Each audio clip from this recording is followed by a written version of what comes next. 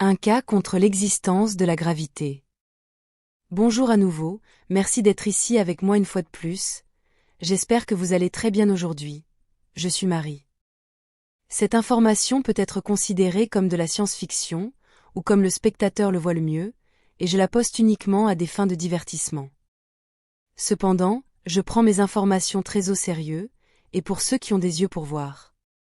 Ce qui suit est une chaîne de pensées que j'ai eue aujourd'hui en étant seule avec moi-même, et qui ont surgi de ma petite tête chevelue, donc merci, et bienvenue à un autre monologue de Marie Soie.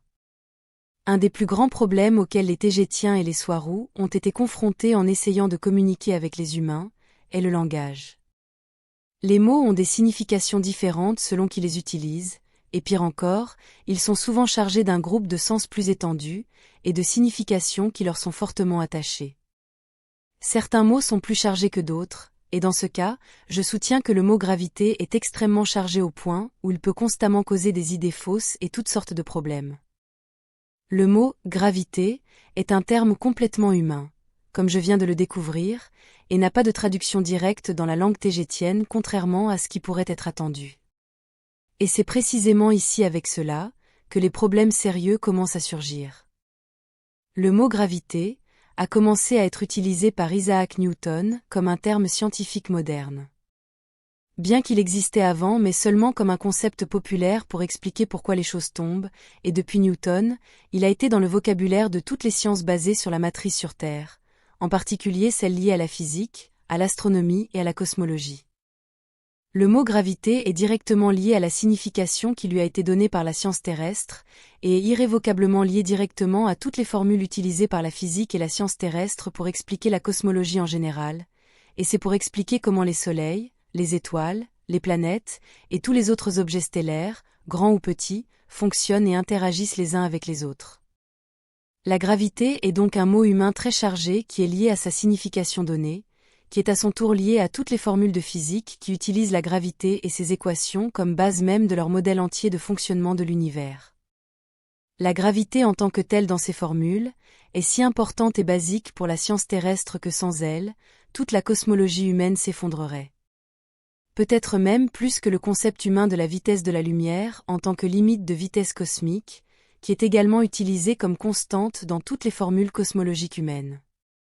Le problème avec le mot gravité est que vous ne pouvez pas l'utiliser sans toute sa signification, qui inclut toutes les formules mathématiques qui se cachent derrière, que quiconque utilise ce mot valide par inadvertance. Je sais que tous mes prédécesseurs, et moi-même, avons utilisé le mot gravité sans y penser beaucoup, ou ce qu'il valide en l'utilisant jusqu'à aujourd'hui, où j'en viens à ce point. Par exemple, dans la phrase très utilisée, je cite « La gravité est un flux de conscience dans le liquide de très haute fréquence appelé l'éther », fin de la citation.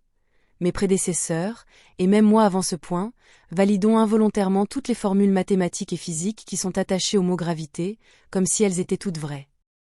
En étudiant la gravité et toutes les formules qui se cachent derrière, je trouve qu'elles ne sont rien de plus de la soupe mathématique auto-validante du modèle mathématique auto-soutenu en base 10, utilisé sur Terre, un modèle qui n'est valable que dans ses formules limitées, et qui ne reflète pas le monde empirique réel. Lorsque l'on explique les concepts tégétiens avec des mots humains, cela doit être pris en considération sérieusement car je doute que le mot gravité en tant que tel soit le seul à poser problème. En examinant ce qu'est la gravité du point de vue de la physique humaine et mathématique, je vois qu'elle ne se comporte pas comme la conscience coule dans l'éther, comme le décrivent les Tégétiens dans leur concept technologique. Le concept de gravité tel qu'il est compris sur Terre est rigide et prévisible, c'est une constante mathématique, comme le reconnaît la science terrestre elle-même, qui n'a d'ailleurs pas été capable d'expliquer ce qu'est exactement la gravité.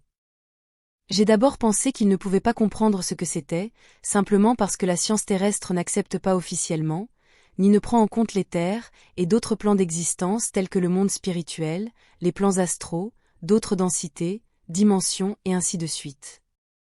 Mais maintenant je commence à réaliser qu'ils ne peuvent pas expliquer pleinement ce qu'est la gravité, simplement parce qu'ils sont coincés dans leurs propres contradictions et énigmes mathématiques. Il y a un concept qui circule parmi la communauté du globe écrasé, vous voyez ce que je veux dire, qui affirme que la gravité n'existe pas, et que les objets tombent au sol en raison d'un effet de flottabilité, où les choses plus légères que l'air montent, et celles plus lourdes tombent. L'eau, comme celle des océans, fait également partie de l'atmosphère de toute planète. Elle est simplement plus dense que l'air, donc appelée l'hydrosphère, mais vous pouvez voir comment les choses se comportent dans un fluide, et appliquer le même concept aux choses dans l'air.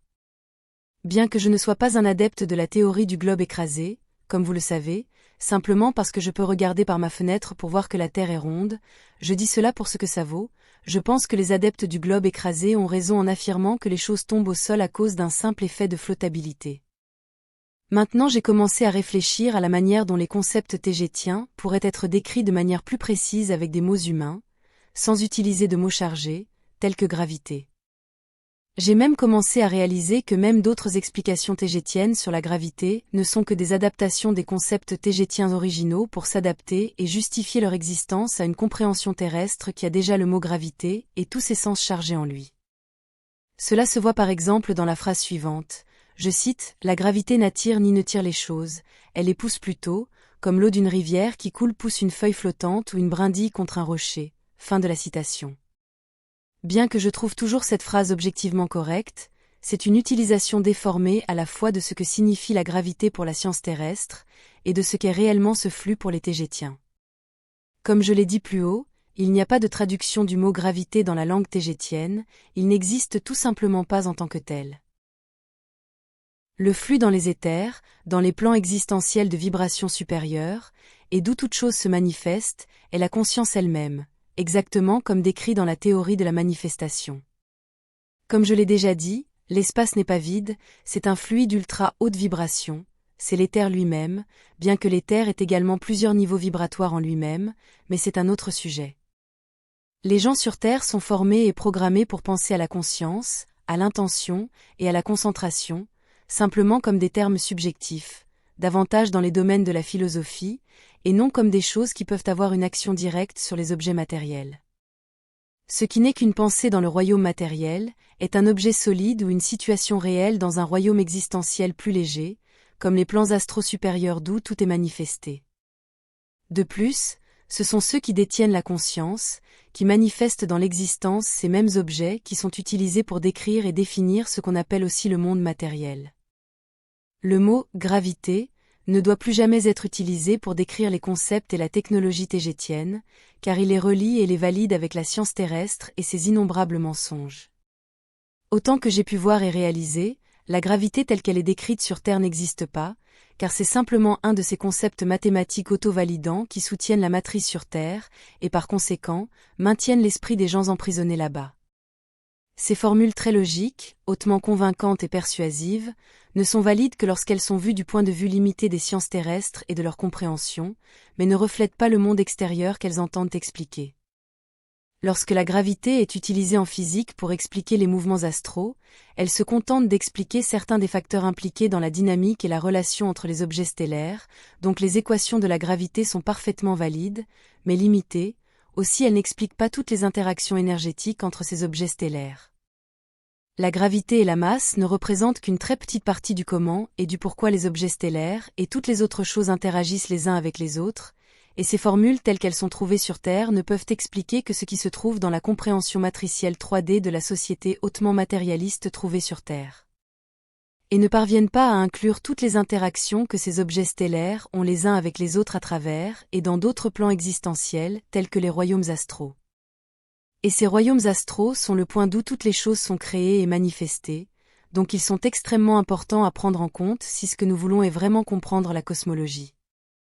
Les constantes fixes et immuables comme les formules qui définissent la masse et la gravité, ne peuvent pas décrire tous les aspects de la conscience hautement malléable qui façonnent les choses en une réalité concrète, une réalité telle qu'elle est vue du côté existentiel et matériel.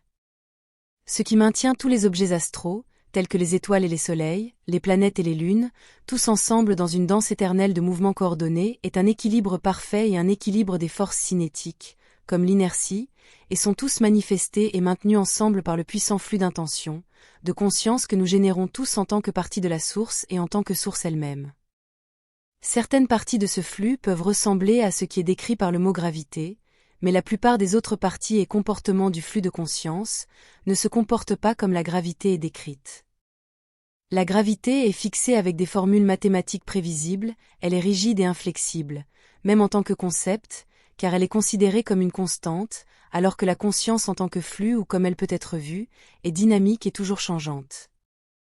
Il ne pourrait pas y avoir quelque chose de plus malléable et flexible que la conscience, ou ce ne serait même pas la conscience. La gravité n'est pas un flux de conscience dans l'éther. La gravité est un concept humain qui n'existe même pas dans les cultures interstellaires avancées comme celle des Tégétiens. C'est la conscience qui est un flux dans l'éther, et d'où combiné à une intention focalisée et à des harmonies appropriées d'une fréquence, est ce qui crée tout dans le monde matériel, toute matière en tant que telle, et c'est aussi ce qui maintient les objets stellaires et cosmiques dans leurs orbites et avec leurs relations entre eux, ainsi que tous leurs mouvements et ainsi de suite. Je n'utiliserai plus le mot gravité pour décrire les concepts tégétiens. Je suis tout à fait convaincu qu'il n'y a pas de gravité, certainement pas en tant que force, encore moins en tant que particule ou autres théories douteuses, qui sont à la limite du dogme matérialiste. Ce n'est même pas une question de l'esprit sur la matière comme beaucoup le disent, mais de réaliser qu'il n'y a pas de matière en tant que telle, car c'est juste une illusion de l'esprit et de tous les êtres sensibles avec une âme qui en réalité ne sont rien d'autre que des âmes manifestant leurs idées, qui se reflètent dans le soi-disant monde matériel. Même le simple concept d'un globe écrasé peut être une réalité pour ceux qui suivent cette tendance, car c'est leur expérience consciente, leur choix et leur compréhension. Mais même s'ils prouvent que la planète est écrasée pour eux-mêmes, cela ne s'applique pas à d'autres qui, dans des termes égaux, peuvent prouver que c'est une sphère. Il n'y a pas de réalité concrète, ni une vérité ultime. La vérité est toujours relative au niveau de conscience et de compréhension de celui qui l'expérimente. Tout est basé sur des points de vue et des attachements à des idées et des concepts qui finissent souvent par définir l'identité des personnes qui les ont développés ou auxquelles ils se sont attachés.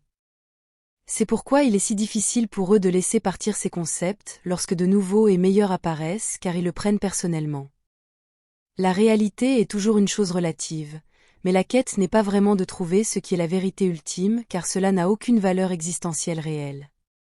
Ce qui importe vraiment c'est comment nous apprenons à nous entendre malgré nos différences d'opinion et de points de vue, et comment nous pouvons utiliser toutes ces différences d'opinion pour enrichir notre compréhension de tout cela, et de nous tous. En fin de compte, toutes ces opinions et points de vue, aussi différents qu'ils puissent être, finissent par nous définir tous et façonner qui nous sommes. Il n'y a pas de gravité en tant que telle. Tout ce qui existe, c'est la conscience. Tout est esprit, et l'esprit qui compte vraiment pour vous est celui que vous devriez respecter le plus est votre propre esprit, car c'est votre expérience et rien ne peut nier que vous la vivez. Mais toutes les expériences et points de vue qui ne sont pas les vôtres et que vous ressentez comme étant contre ou opposés aux vôtres, définissent qui vous êtes, autant que ces idées et concepts que vous chérissez le plus, sinon plus. Prenez soin de vous tous, puissantes graines d'étoiles créatrices de monde. C'est tout pour aujourd'hui, et à la prochaine fois. Comme toujours, merci d'avoir regardé ma vidéo, et d'avoir liké, partagé, et de vous être abonné pour davantage, et j'espère vous voir ici la prochaine fois. Avec beaucoup d'amour, votre amie, Marie Soiroux.